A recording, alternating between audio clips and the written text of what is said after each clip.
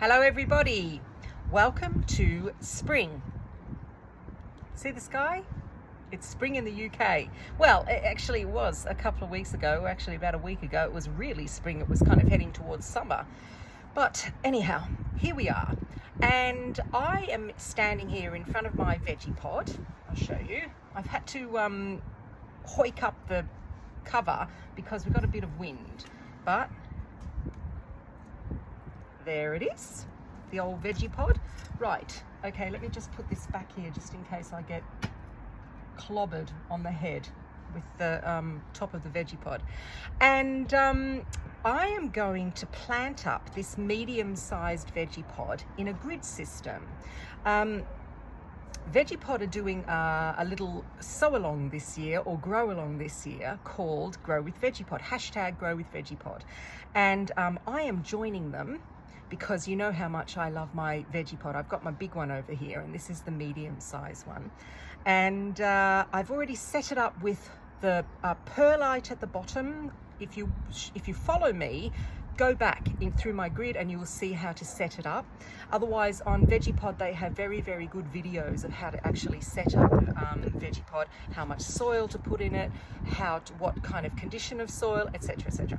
So I have the perlite, I've got really well-rotted manure in this, and I also have compost in this, and we are ready to sow. I find Vegepods really, really great because not only can you sow direct into them, you can also have things like modules inside them as well. When you have kind of not so good weather and you might get frosts, the coating on the top of these Vegepods is a little bit like thermofrost, which I use on the allotment, and it does keep the frost out to a certain extent. Of course, if you're going to have minus 10 degrees, you might struggle. But so what I do is I kind of put modules in here of different things. I've had a big, actually you can just see it behind me, just there. See that container there, that plastic container that's been in here with rocket, and the reason why I put that in here is because flea beetle is rampant in my garden, so I put it in here and we don't have any problems with bugs at all, and to a certain extent frost. So I'm going to show you how I'm going to plant this up through the spring into the summer and then into the autumn, and I'll show you how I use my Vegepod. I use it all year round, so there are no gaps at all when I grow with Vegepod, because in the winter they have a frost covering as well that you can put on the top. It's a polythene covering and it is absolutely fantastic. So if you want to grow along with Vegepod, get onto the website. I will show you. I've just printed out their little grid design that they have on the website, which is really, really great for beginners to start with. There it is. Go onto the website and have a look what they're doing at Vegepod, and I will show you what I'm going to do. So we're going to start today with roots, because you know that I always I try to grow biodynamically, which means that I grow according to the moon cycle and moon phases. And today is Roots Day. So there are two roots that I am going to sow directly into this Vegepod, and they are radishes and carrots. The reason why I love growing radishes and carrots, and actually last year I think in the summer I only had carrots in my big Vegepod, is because carrot fly is a real problem here, especially here in the UK, and like I just said before, flea beetle. So flea beetle loves any kind of brassica, and radish is a brassica, and so is rocket as well. And they nibble like crazy at the leaves, and all you end up then with is this kind of leaf that looks like a net curtain. And also with radishes, they nibble like crazy, and if you like to eat radish leaves, then you're going to have to compete with the flea beetle. So I grow them in the Vegepod, and I don't have flea beetle, which is wonderful, absolutely wonderful. No problems with slugs. We'll talk about pests and diseases as we go along. So stick with me. I'm going to change the camera downwards and I will show you. So, okay, This is a medium Vegepod. A medium Vegepod means that you have 2 of these containers. Sorry about my thumb, I nearly cut it off yesterday. 2 of these containers here. That's a medium. A small is 1 and a large is 4. All right, I wanted to show you these containers because this has something to do with my carrots, and I will explain in a minute. So here is the Vegepod. Okay, there we are. I will show you how I set it up in a minute.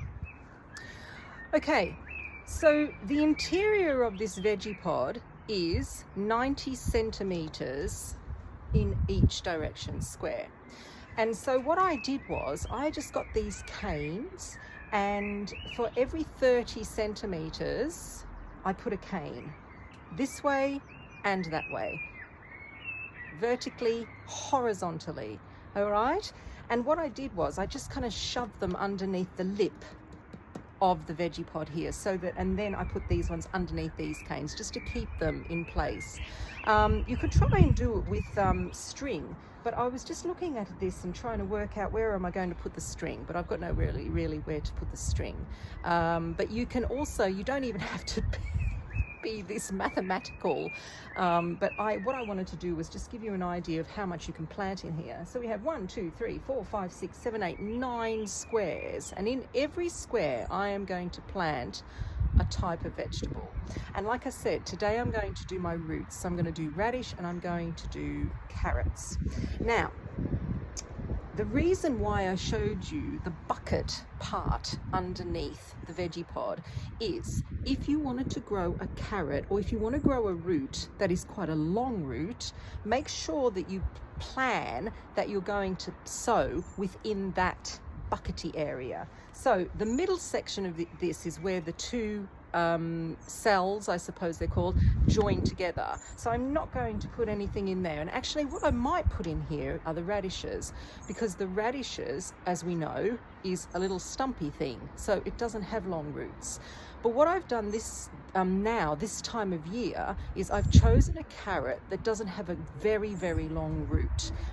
However, I am still going to plant it in the area that has more room underneath. So just bear that in mind when you are planting up a Vegepod and you want to do long roots. Like if you want to do carrots later on in the season, or if you want to do parsnips, they need that root space. Okay, fine. All right, so let me show you what I have chosen. Again, this is the beginning of spring, so I have to keep in mind, especially with carrots, what kind of carrot I'm going to grow. And let's deal with those first. There are 3 that I thoroughly recommend to grow this time of year, and they usually have a rounded bottom on the carrot. They're not really long and tapered. The long tapered ones are much harder in the core, in the center, and they're better for sowing in the summer for autumn and winter. So what I've chosen is the one I'm going to grow, sow is called Early Nantes here. Now I got these packets from my kitchen garden magazine that I get, and they're from King's Seeds, and I love King's Seeds. And an Early Nantes, that you can get Early Nantes, this is number 2. You can get Early Nantes to Milan as well. But these are delicious, these carrots. And see the bottom here I'm talking about? They're rounded, they're not actually really tapered. So they're the ones that I'm going to put in. The other one that you can put in, which is a really nice one, are the little round ones. These are the Paris Market carrots. They're beautiful too, and these are really delicious. They're a Chantenay as well. I had those growing last spring in my big Vegepod over there. It's over that way now, and so they're going to go in, and I'll show you how I do those.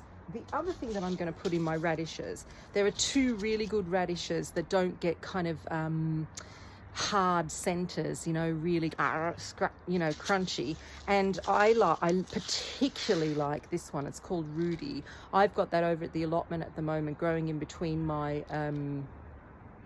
what are they called, parsnips. Yes, and these are really great. They can get quite large, and they never get a hard core. The other one that I'm going to put in, and actually I'm going to put this one in, this is called Pink Beauty, and I've never grown this before, but it is a pink one, and so I'm going to put that in, and that is from the Organic Gardening Seed Company, which is fabulous. So this is what we do. All right, let's do, I've lost me nonce. There they are. So this is carrot seed. It's tiny, tiny, tiny, tiny, tiny. And what I do is, the first thing I do actually before I put the seed in is I water. Here we are. We're going to do, where shall we do? Where can I see the best? Let's do the front one. All right, so water your soil, folks. And then you probably won't really need to water again. So that goes in. That goes down. It's funny because we've had a bit of rain and this is actually still quite dry. And then what I am going to do is, I am going to do like little rows. Now I do that with my finger. You don't have to do it with your finger. You can do it with, we're going to do 4 rows. Seems a lot. Actually, no. Let's do 3 rows and get bigger carrots. Because of course, the more you pile things in, the smaller they're going to be, because they're going to have to compete for room. Now I'm just going to try and dry my hands on my trousers, because if I handle these seeds, these carrot seeds, and then put them back in the packet, they'll probably go moldy because of the moisture. All right, here we go. Very thinly sowing them. There's no scientific sowing with me, that's for sure. Just whack them in. Or what you could do is, instead of doing them in rows, let's be a little bit more generous here because I've got a few of these packets. You could actually just sprinkle them completely on top, and then as they come up, because I always believe in just giving a few more seeds into the ground just in case the germination isn't great, you can then thin them out if you want to. And carrot thinnings are really, really lovely. Carrot tops are beautiful. You can make pesto out of them. They're absolutely delicious. And little tiny carrots, they pay a lot of money in restaurants for those, so just remember that. All right, I'm going to just put the rest of this back in the packet. Bob's your uncle. And just get a little bit of soil because I haven't put anything in here. And we're just going to do this. That's it. I'm going to water again because this is particularly dry. I will water them in again. There we are. Go to Betty Boo. That's the carrots. Okay. Can you see this? Okay, yes you can. Right, let's do radishes. Radishes ain't that difficult either. Okay, Pink Beauty. Radishes work exactly the same way, but what I tend to do with radishes is, because you usually get really good germination with radishes, is I tend to grow them a little bit further apart, and I'll show you why. Oh, this thumb. Oh gosh, I don't know what's going on here. All right, okay, I'll show you how big they are. See, much bigger, the seeds. And so I tend to just kind of drop them maybe a centimetre apart. I'm going to do them in rows again, folks, because why not?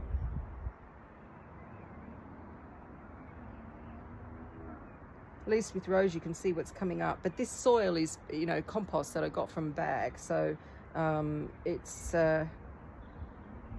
got nothing growing in it.